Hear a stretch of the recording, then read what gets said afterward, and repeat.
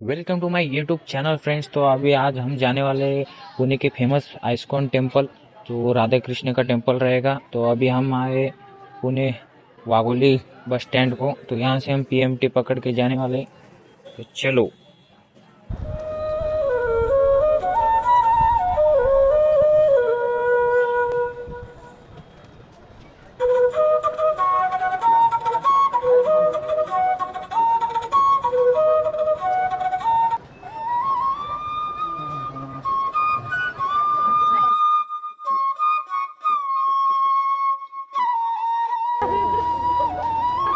सांगा तुमचं नाव सांगा काय काय मोनिका। कोणी का मेरा तुमचं नाम सृष्टि है। सृष्टि आपका श्वेता आपका सानिका। सानिका थैंक यू आप लोगों से मिलकर अच्छा लगा थैंक यू। तो welcome to my YouTube channel friends. तो आज हम अभी आए हैं इस्कॉन टेम्पल। तो अभी कुछ फ्रेंड्स मिले हमें, देख सकते हो आप लोग।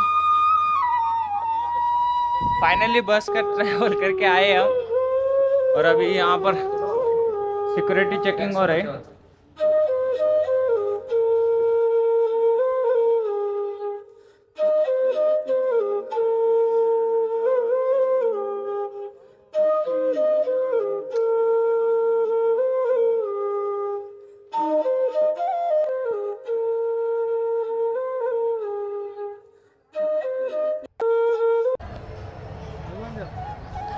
तो फ्रेंड्स अभी हम आ चुके हैं यहाँ पर आइस्कॉन टेम्पल में। तो आप देख सकते हो पीछे, और अभी हमारा कैमरा का स्टिक है ना, सिक्योरिटी अंदर ले लिया है, तो अलाउड नहीं है अंदर। तो हम ऐसे ही हैंड से कैमरा को हाथ में पकड़ के शूट करने वाले हैं। चलो पूरा दर्शन लेंगे अभी आइस्कॉन टेम्पल का।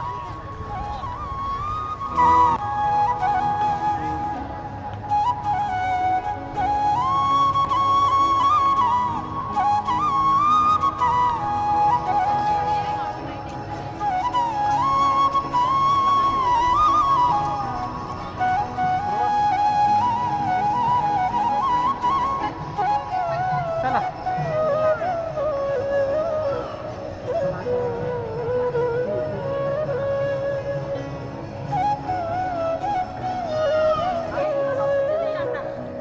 तो हेलो गाइस, इस मूर्ति के पीछे एक स्टोरी है। तो ये कालिया नाग, मतलब कालिया नाग जो गरुड़ भगवान से डरकर जब वृंदावन के पास यमुना नदी के पास आता है ना, तब कालिया नाग का ये विष है ना पूरा नदी में फैल जाता है। तो आपने कृष्ण भगवान है ना, जब आके ये करता है तो कालिया नाग का सब विष निकालते। और देखिए पूरा नृत्य करते हुए पूरा कालियाना का विष निकालते। तो देखिए फ्रेंड्स, पूरा उसका मूर्ति बनाया हुआ है।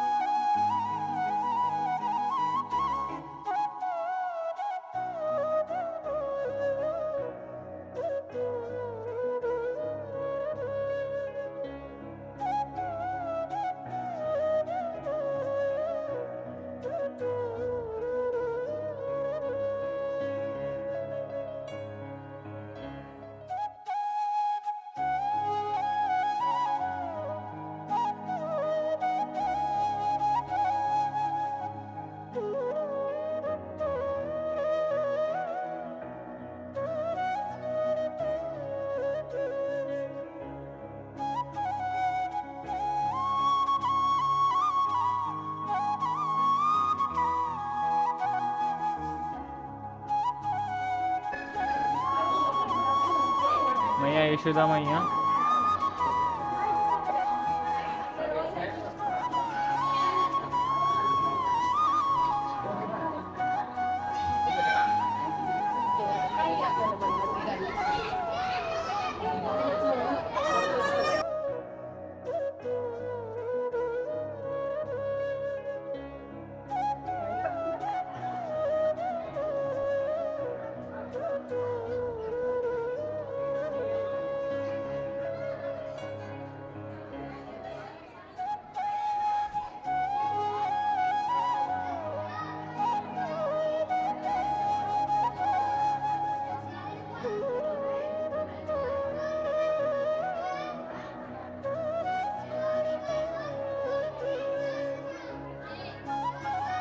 चालो हम बोलो थोड़ा.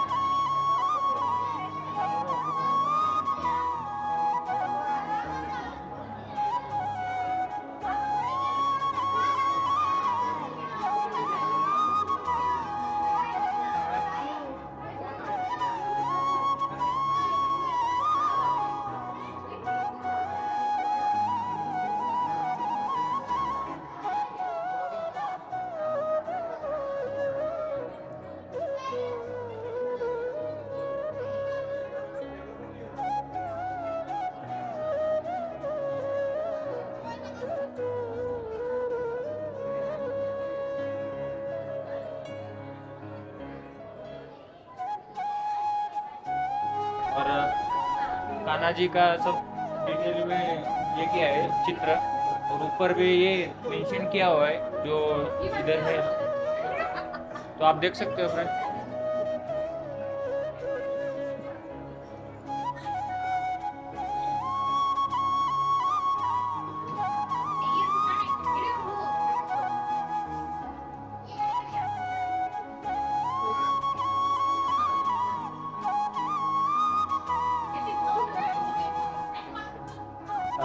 हमें आने के लिए 1:30 बज गए थे, तो वह मंदिर अंदर से क्लोज हो चुका है.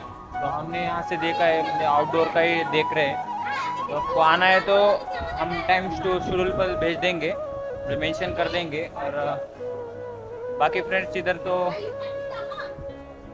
आने का कुछ फ़ायदा नहीं होगा, कोई बात नहीं, नेक्स्ट टाइम हम जल्दी आएंगे या इवनिंग को आएंगे.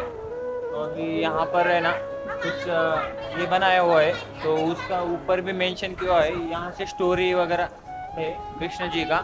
तो देखिए फ्रेंड्स,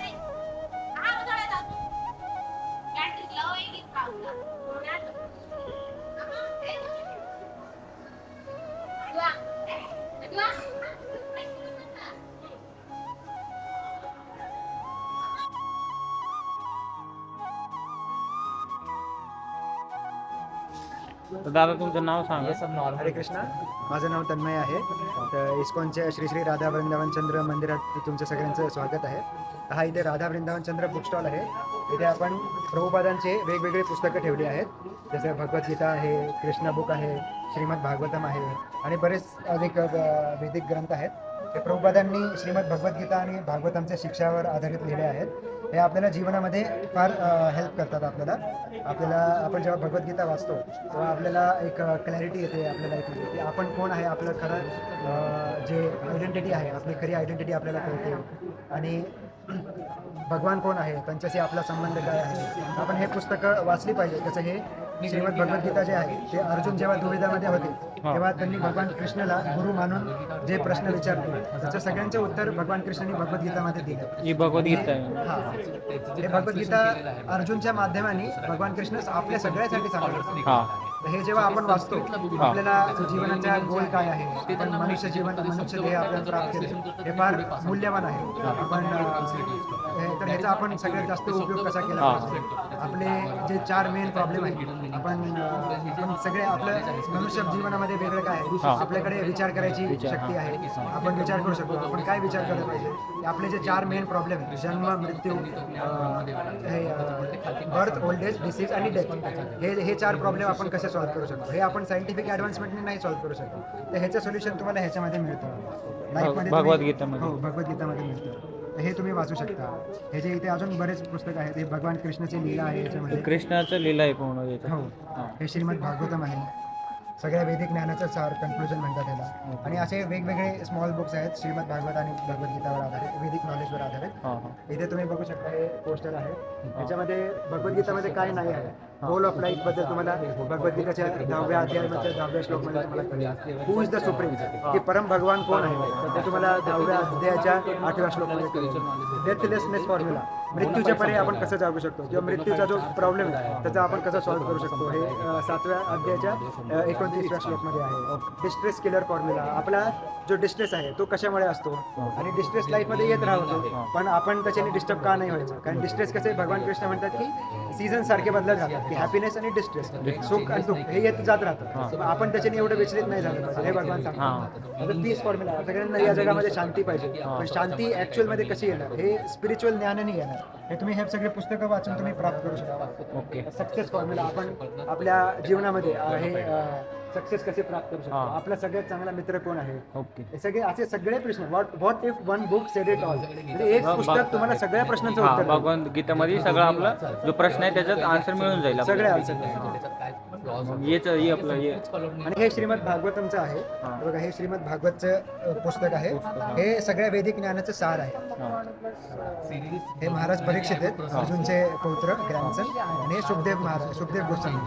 हे जेव्हा महाभारत नंतर युधिष्ठिर महाराजांनी परीक्षित महाराजांना राजा बनवलं, आणि मग त्याच्यानंतर जेव्हा त्यांनी बरेच वर्ष राज केलं, त्यांना एक दिवस असं झाला की काही इन्सिडेंट झाला आणि त्याच्यामध्ये त्यांना श्राप मिळाला की तुम्ही 7 दिवसांमध्ये तुमचे मृत्यू होणार. तर त्यांना असे प्रश्न पडले की या 7 दिवसांमध्ये मी काय केलं पाहिजे, आणि मनुष्य जीवनाचं लक्ष्य काय आहे, भगवान कोण आहे, त्यांना मी कसं प्राप्त करू शकतो, असे सगळे जे आपल्याला प्रश्न असतात तसेच त्यांचे प्रश्न होते. ते त्यांच्या गुरुकडे गेले, सुखदेव गोस्वामी. व सुखदेव गोस्वामीने 7 दिवसांमध्ये त्यांना श्रीमद भागवतचं ज्ञान दिलं.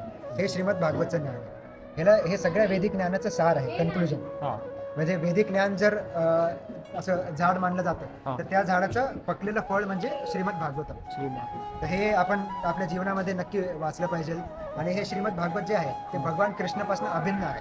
हे भगवान कृष्ण जे ग्रंथ अवतारमध्ये येतात त्याला श्रीमद भागवत म्हणतात. म्हणजे हे जे श्रीमद भागवतचे टोटल 12 स्कंद आहेत, तर 12 स्कंद श्रीमद भागवतचे म्हणजे भगवान कृष्णाच्या शरीराचे वेगवेगळे भाग. त्याच्या इथे तुम्ही हे चित्र बघू शकता. इथे प्रथम 2 स्कंद भगवान कृष्ण श्रीमद भागवतमचे म्हणजे भगवानचे चरण. मग असे कॅन्टो 3, कॅन्टो 4, हे 3रा स्कंद, 4था स्कंद त्यांचे मांडे, मग त्यांचे 6वा स्कंद म्हणजे त्यांची छाती आहे, 10वा स्कंद म्हणजे त्यांचा चेहरा आहे.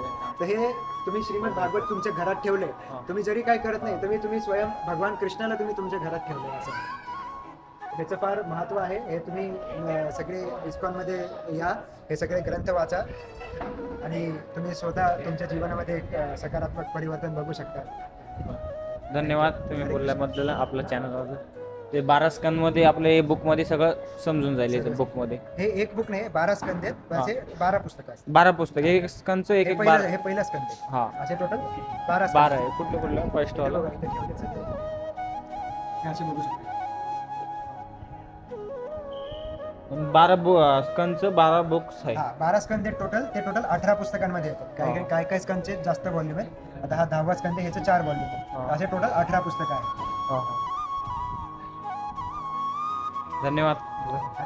हरे कृष्ण.